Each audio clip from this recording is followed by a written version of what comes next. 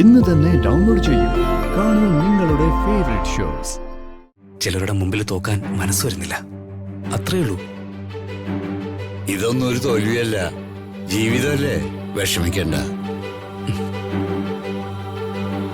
ഒരു കുന്നിന് ഒരു കുഴിയുണ്ടാവും, അതുപോലെയാണ് ജീവിതം. ഞാൻ സിനിമ ആണോന്നും അല്ല, ബാങ്ക് അക്കൗണ്ട് ഒക്കെ ഒന്ന് വെരിഫൈ ചെയ്യുക. അല്ല, നിനക്കിത് എന്തു പറ്റി? ഇങ്ങനെ വാലിന് തീ പിടിച്ച കൊരങ്ങനെ പോലെ വിരലി പിടിച്ച് നടക്കുന്നേ? എനിക്കിവിടെ നിന്നിട്ട് ഭ്രാന്ത് പിടിക്കുക. നിന്റെ അച്ഛന് ലേശം ഭ്രാന്തുള്ളതായിട്ടേ എനിക്ക് തോന്നിയിട്ടുണ്ട്. ഒരുമാതിരി ഞാൻ കലുതുള്ളി നിൽക്കുമ്പോ തമാശക്കല്ലേ? എടാ, നീ കാര്യം പറയേ. കാര്യം വ്യക്തമായിട്ട് പറയാതെ നീറോ ചക്രവർത്തിയുടെ ഉപമയൊക്കെ പറഞ്ഞ എനിക്ക് മനസ്സിലാവോ? അമ്മേ, ആ കിളവിയെ എത്രയും പെട്ടെന്ന് ഇവിടുന്ന് കെട്ടുകെട്ടിക്കണം. ഏത് കിളവിയെ? ആ സൂര്യമംഗലം മഹാറാണിയെ. നല്ല കാര്യമായി. എടാ, അവരുടെ നേരെ ഒന്ന് വിരല് ചൂണ്ടാൻ പോലും നമുക്ക് പറ്റില്ല. വിരല് ചൂണ്ടുന്നവരെ അവര് ഭസ്മമാക്കി കളയും. ഭസ്മാക്ക അവരെന്താ പരമശിവനോ? പരമശിവനൊന്നും അല്ല, അതിനും അപ്പുറത്താ. അമ്മ ചുമ്മാ തരി അമ്മേ. അമ്മ ഈ ബഡാരാജ്, യൂസഫ് അലി സക്കീർ ബായ്, ഗുലാം അലി ആസാദ് എന്നിവരെ കുറിച്ചൊക്കെ കേട്ടിട്ടുണ്ടോ അമ്മേ? ഇവരൊക്കെ ആരാ? നിന്റെ അളിയന്മാരാണോ? ദിവ്യയുടെ ആങ്ങളമാരാ? അമ്മേതേ ഒരുമാതിരി. എടാ, അവരാരാന്ന് പറയടാ. ഇവരൊക്കെ മുംബൈയിലെ അധോലോകം ഭരിക്കുന്ന ഗുണ്ടകളാ. അല്ല, ഇവരെയൊക്കെ നീ എങ്ങനെ അറിയും? എന്റെ ഒരു ഫ്രണ്ട് അവരുടെ ഒരു പരിചയക്കാരനാ. ഞാനൊന്ന് പറഞ്ഞാ മതി, അവരവനെ മുംബൈ നിന്ന് ഇങ്ങോട്ട് ഇറക്കും. എടാ, ഈ വക ഗുണ്ടകളൊന്നും ബോംബെന്ന് ഇവിടെ വന്നാൽ അവരെ ഒന്നും ചെയ്യാൻ പറ്റില്ല. ഏത് നേരവും എന്റെ ആലോചനയും ഇതൊക്കെ തന്നെയാ. എടാ, ഇവരാരാണെന്നേ നിനക്കറിയില്ല, അതെനിക്കേ അറിയൂ. വളരെ സ്ട്രോങ് ആണ് അവര്. ഗുണ്ടകളെ വെച്ചുള്ള ഓപ്പറേഷനൊക്കെ വളരെ റിസ്കാ. പിന്നെ നമ്മൾ എന്ത് ചെയ്യും അമ്മേ? അവരും ആ ഋതികയും കൂടി ഒന്നായതമ്മ കണ്ടില്ലേ? കണ്ടു. അവര് പാലും പഞ്ചാരയായിട്ടങ്ങ് ലയിച്ചു. അവര് വന്നിരിക്കുന്നത് വേറെ കുറെ ലക്ഷ്യങ്ങളുമായിട്ടാ. ആ ഋതികയും കിളവിയും തമ്മിൽ സംസാരിക്കുന്നതിന്റെ അറ്റവും മുറിയൊക്കെ ഞാൻ കേട്ടു. നീ കേട്ടതെന്താ?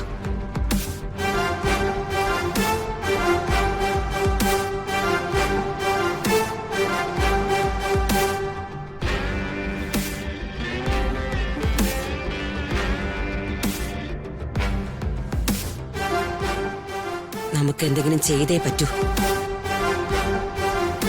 പക്ഷെ അത് വളരെ ആലോചിച്ച് ചെയ്യണം. അവരെ ഈ ഭൂമിന്ന് തന്നെ പറഞ്ഞയക്കണം. അല്ലാതെ ഇതിനൊരു പരിഹാരമില്ല. എടാ, നമുക്ക് ഇങ്ങനൊരു വഴി ആലോചിച്ചാലോ?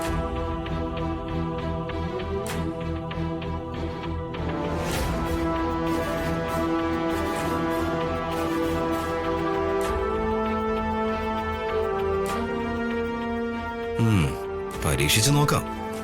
സക്സസ് ആവുമെന്നുള്ള വിശ്വാസം എനിക്കില്ല.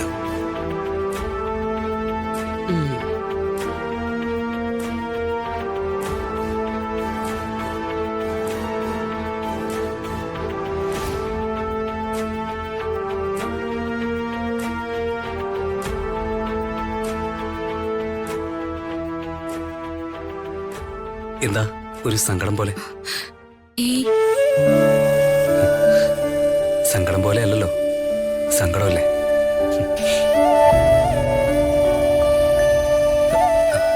ഇപ്പോ ഇത് വേണ്ടായിരുന്നു എന്ന് തോന്നുന്നുണ്ടോ? എന്തോന്ന്?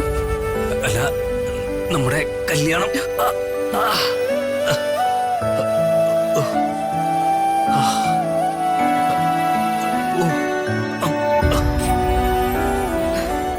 എന്തിനാ ഹരീഷേ ആവശ്യമില്ലാത്ത കാര്യമൊക്കെ പറയുന്ന?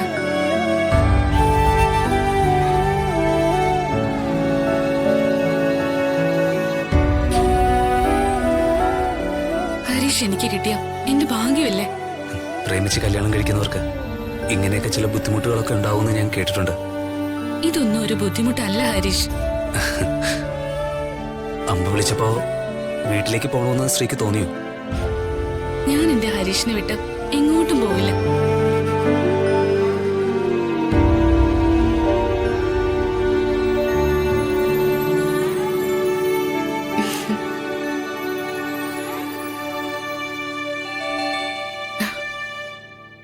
ആരോ നോക്കിയേ.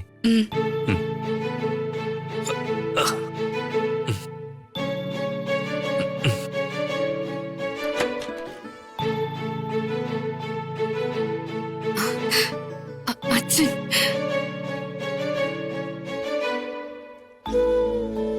ഹരി, വാ അച്ഛ.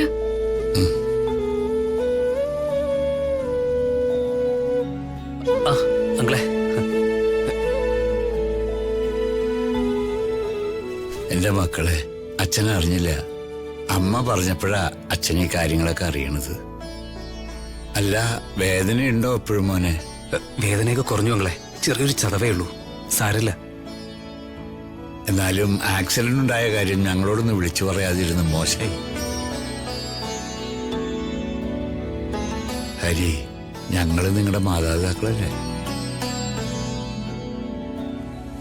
നിങ്ങളാരെയും വിഷമിപ്പിക്കണ്ടെന്ന് കരുതി അങ്ങളെ. ഇതൊക്കെ ഒരു വിഷമാണോടാ. ഇത് അറിയാതിരിക്കുമ്പോഴല്ലേ മറ്റുള്ളവർക്ക് വിഷമം ഉണ്ടാവാ. പിന്നെ ഞങ്ങൾ ഉപേക്ഷിച്ച് കളഞ്ഞ മക്കളൊന്നുമില്ലല്ലോ നിങ്ങള്. എന്നാ പിന്നെ അമ്മ വന്നപ്പോ അവളുടെ കൂടെ നിങ്ങൾക്ക് വീട്ടിലേക്ക് വരായിരുന്നില്ലേ? അങ്ങളെ, രമേച്ചി ഏത് നേരവും കയറി ഇറങ്ങുന്ന വീടാ അത്. ഞങ്ങളവിടെ വരുമ്പോ രമേച്ചി അറിയും, പിന്നെ അത് അമ്മ അറിയും, അമ്മ അത് അമ്മാവനെ അറിയിക്കും. അവരോടൊന്നും വഴക്കിടാൻ ഇനി എനിക്ക് വയ്യ.